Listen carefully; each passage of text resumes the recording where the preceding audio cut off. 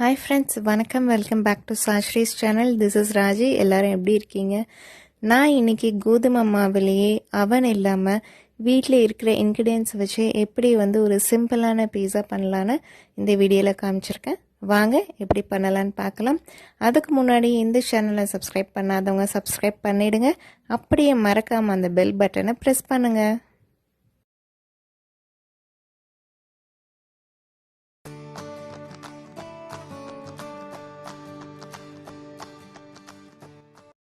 Pizza செய்ய தேவையான பொருட்கள். ஃபஸ்ட்டு சாஸ் செய்கிறதுக்கு என்னென்ன தேவை அப்படின்னா, ரெட் சில்லி பவுடர் 1 ஸ்பூன், உப்பு தேவையான அளவு, பட்டர், அப்புறமா தக்காளி 3 எடுத்திருக்கேன் நான், வெங்காயம் 1, கார்லிக் ஒரு 4-5, அப்புறமா ஹெர்ப்ஸ் நம்ம இதில் ஆட் பண்ணிக்கலாம். சாஸில் பேசில் லீவ்ஸ், அந்த ஆரிகானோ அப்படிலாம் என்கிட்ட இல்லை, ஜஸ்ட் ஆரிகானோ மட்டும்தான் இருக்குது, அது டாப்பிங்ஸ்க்கு ஆட் பண்ணிக்கலாம். அப்புறமா கோதுமை மாவை எடுத்திருக்கேன் 1 கப், அதிலே சால்ட் ஆட் பண்ணியிருக்கேன். நெக்ஸ்ட் தயிர் 1 கப் எடுத்திருக்கேன். நம்ம ஈஸ்ட் ஆட் பண்ணல, அதுக்கு பதிலாக தயிர் ஊற்றி பிசைஞ்சிக்கலாம். அப்புறமா பன்னீர் டாப்பிங்ஸ்க்கு, அப்புறம் மொசரேலா சீஸு, அப்புறமா பார்த்தீங்க அப்படின்னா இது பிரெட் க்ரம்ஸ், வீட் ப்ரெட்டை நான் இந்த மாதிரி பவுடர் பண்ணி வச்சுருக்கேன். அதை நம்ம இந்த மாவில் ஆட் பண்ணி பிசைய போகிறோம். மாவு பிசைறதுக்கு முன்னாடி இந்த தக்காளியை பிளான்ச் பண்ணி நம்ம பியூரியாக எடுத்துக்கலாம். ஹாட் வாட்டரில் போட்டு நல்லா கொதிக்க விட்டுட்டு அந்த தோலை பீல் பண்ணிவிட்டு நம்ம மிக்சியில் அடித்து ஜூஸாக எடுத்துக்க போகிறோம். ஸோ ஃபஸ்ட்டு நம்ம தக்காளியை ஹாட் வாட்டரில் போட்டு கொதிக்க விடலாம். பாருங்கள், தக்காளி பாயில் ஆகிட்டு இருக்குது. இப்போவுமே உங்களுக்கு ஸ்கின்னெல்லாம் பீல் ஆகிட்டு வருது.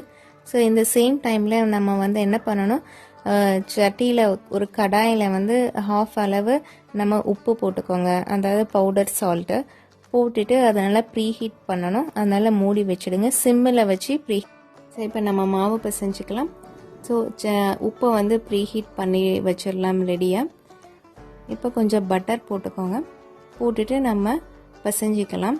தயிரை ஊற்றி தான் நம்ம பிசைகிறோம், ஈஸ்ட் ஆட் பண்ணலை. ஸோ அந்த புளிப்பு தன்மை தயிர்லேயே நமக்கு கிடைக்கிறதுனால நம்ம தயிர் ஊற்றி நம்ம பிசைஞ்சிக்கலாம். ஏன் நான் அந்த பிரெட் க்ரம்ஸ் போட்டேன் அப்படின்னு பார்த்தீங்கன்னா, நம்ம கோதுமை மாவில் செய்கிறோம் இல்லையா, ஸோ ரொம்ப சாஃப்டாக இருக்கும். இது குக்கிங் சோடா கொஞ்சமாக போட்டுக்கோங்க, 2 பிஞ்ச் அளவு ஆட் பண்ணியிருக்கேன் நான். ஸோ நம்ம கோதுமை மாவில் செய்யும்போது கொஞ்சம் ரொம்ப சாஃப்டாக இருக்கும். இப்போ நம்ம பிரெட் க்ரம்ஸ் ஆட் பண்ணிட்டோம் அப்படின்னா நமக்கு அந்த சாஃப்ட்னஸ் இல்லாமல் கொஞ்சம் கிறிஸ்பியாக இருக்கும். அதனால அதுவும் வீட் ப்ரெட்டோட க்ரம்ஸ் தான் நான் ஆட் பண்ணியிருக்கேன்.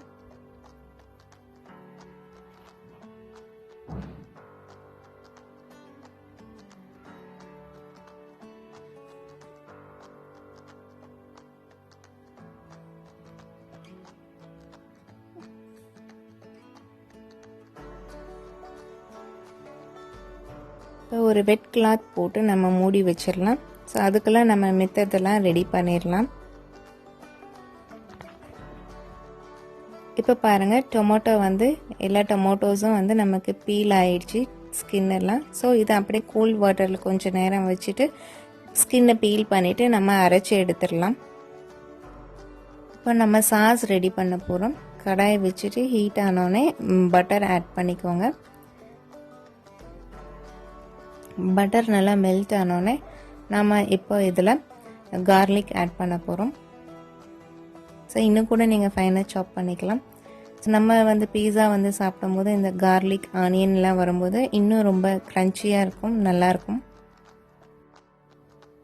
ஸோ கார்லிக் நல்லா வதங்கினோடனே நம்ம ஆனியன் ஆட் பண்ணிக்கலாம்.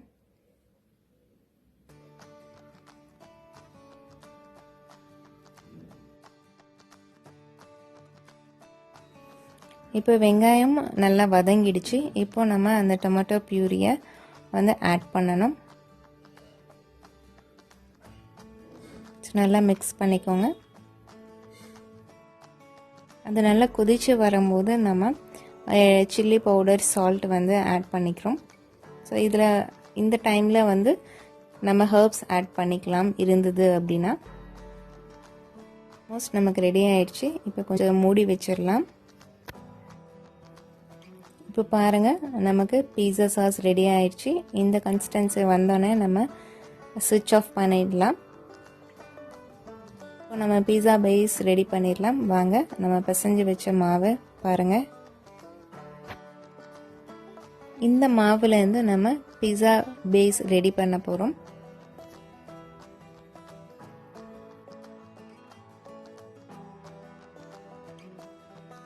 நம்ம சப்பாத்தி திரட்டுற மாதிரி தான், ஆனால் எனக்கு கொஞ்சம் திக்காக வந்து நம்ம திரட்டி எடுத்துக்கணும். ஸோ நீங்கள் திரட்டும் போது ரவுண்டாக திரட்டுங்க. இன்றைக்கி எனக்கு ரவுண்டாக வரல.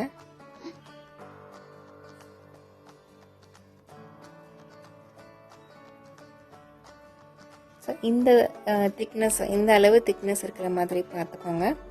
அப்புறமா நம்ம ஹோல்ஸ் போடணும் ஃபோக்கு வச்சு. அப்போ தான் அந்த சாஸ் எல்லாம் வந்து நம்ம பீஸா பேஸ் வரைக்கும் உள்ளெல்லாம் நமக்கு இறங்கும்.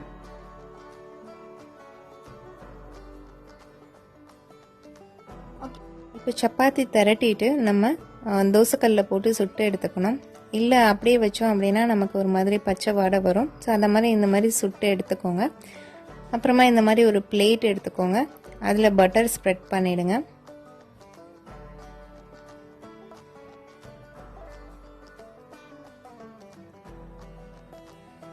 ஸோ இந்த பீஸா பேஸ் வச்சுட்டு நம்ம வந்து ஃபஸ்ட்டு சாஸ் வந்து ஸ்ப்ரெட் பண்ண போகிறோம்.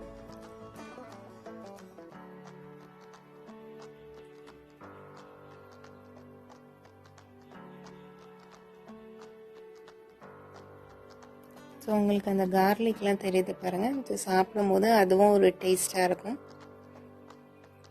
ஸோ சாஸ் ரெடி பண்ணியாச்சு, ஸ்ப்ரெட் பண்ணியாச்சு. இப்போ வந்து ஆனியன்ஸ் ஸ்ப்ரெட் பண்ணிக்கோங்க. ஸோ நமக்கு எந்த வெஜிடபிள்ஸ் இருக்கோ நம்ம வந்து ஆட் பண்ணிக்கலாம் டாப்பிங்ஸ்க்கு. இன்றைக்கி என்கிட்ட என்ன இருந்ததோ அதை வச்சு நான் வந்து டாப்பிங்ஸ் பண்ணியிருக்கேன். டொமேட்டோ ஆட் பண்ணியிருக்கேன். அப்புறமா வந்து ஸ்வீட் கார்ன் ஸ்ப்ரெட் பண்ணியிருக்கேன். அப்புறமா பார்த்தீங்க அப்படின்னா பன்னீர் ஆட் பண்ணியிருக்கேன். தென் லாஸ்ட் ஃபைனலாக நம்ம மொசரெல்லா சீஸ் வந்து ஆட் பண்ண போகிறோம். அதுக்கு முன்னாடி நான் இந்த டாப்பிங்ஸ் ஆட் பண்ணிக்கிறேன். ஆரிகானோ ஸ்ப்ரெட் பண்ணிவிட்டு நம்ம சீஸ் ஆட் பண்ண போகிறோம். ஸோ இந்த பீஸா பார்த்தீங்க அப்படின்னா நான் வந்து கம்மி சீஸ் ஆட் பண்ணியிருக்கேன். ஸோ அது பார்த்திங்கன்னா எனக்கு, ஸோ அதனால் கம்மியாக சீஸ் ஆட் பண்ணியிருக்கேன். ஸோ நான் உங்களுக்கு செகண்ட் பீஸா வந்து நிறைய சீஸ் ஆட் பண்ணி உங்களுக்கு காமிக்கிறேன்.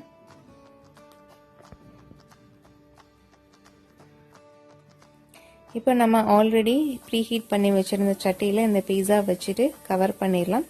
ஸோ ஒரு 10 மினிட்ஸ் போதுங்க. ஆல்ரெடி ப்ரீ ஹீட் ஆகிருக்கு, அதனால் 10 மினிட்ஸ் போதும். 10 மினிட்ஸ் கழித்து நம்ம ஆஃப்டர் 10 மினிட்ஸ் பாருங்கள் நமக்கு பீஸா ரெடி ஆயிடுச்சு. இப்போது இந்த பீஸாவில் நான் வந்து எல்லாமே ஜாஸ்தி ஆட் பண்ணியிருக்கேன். பன்னீர், சீஸ் எல்லாமே ஜாஸ்தி ஆட் பண்ணியிருக்கேன். சின்ன பசங்களுக்கு நீங்கள் நிறைய சீஸ் போட்டு கொடுக்கலாம். ஸோ அதே 10 மினிட்ஸ் நீங்கள் வச்சு எடுத்திங்கன்னா எம்மையான பீஸா ரெடி. ஆஃப்டர் 10 மினிட்ஸ் கழித்து நீங்கள் ஓப்பன் பண்ணிங்கன்னா பாருங்கள், ஸோ பார்க்குறதுக்கே எவ்வளோ அழகாக இருக்குது. ஸோ எம்மியாக இருக்குது, சாப்பிடணும் போல் இருக்குது. ஸோ ஹெல்த்தியான எம்மியான ஹோம்மேட் பீஸா ரெடி. ஸோ நீங்களும் வீட்டில் இதை ட்ரை பண்ணி பாருங்கள் ஃப்ரெண்ட்ஸ். இது உங்களுக்கு பிடிச்சிருந்தா இந்த வீடியோவை லைக் பண்ணுங்கள், கமெண்ட் பண்ணுங்கள், ஷேர் பண்ணுங்கள். மறக்காமல் என்னோடய சேனலை சப்ஸ்கிரைப் பண்ணிவிடுங்க. See you in the next video. Then it's bye from Raji. Keep watching and keep on watching my channel friends. Bye bye. Thank you.